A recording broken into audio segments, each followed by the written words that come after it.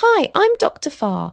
In this video, we'll dive deep into the cellular world behind fibrosis, the process where normal tissue repair goes off track and turns into lasting scar tissue.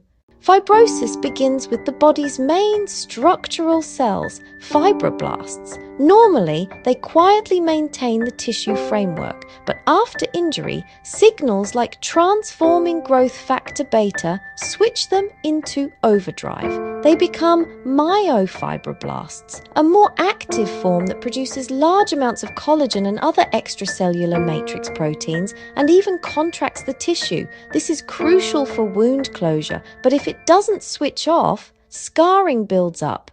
Recent research shows fibroblasts aren't all alike. Different subsets exist in each organ, and some may actually help resolve scarring while others intensify it. This diversity explains why fibrosis behaves differently from the lung to the liver to the heart.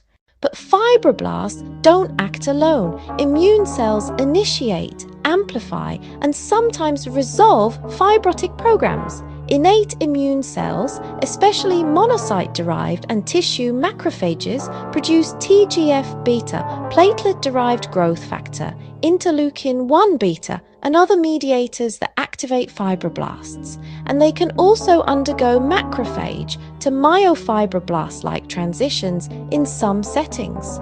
Adaptive immune cells shape the cytokine milieu, T helper 2 cytokines like interleukin-4 and 13, and certain B-cell responses promote fibroblast activation. On the flip side, other immune cell types can limit fibrosis or help it resolve. The timing and polarization state of immune cells determine whether inflammation leads to repair or pathologic scarring. Fibroblasts also talk back. They secrete chemokines that recruit immune cells, remodel the matrix to change how immune cells move, and even display molecules that influence immune checkpoints. This back and forth creates self-reinforcing loops where tissue stiffness and inflammation keep each other going. So remember that fibrosis is a dynamic ecosystem of fibroblasts, immune cells, and the matrix around them, and understanding their conversation is key to better treatments.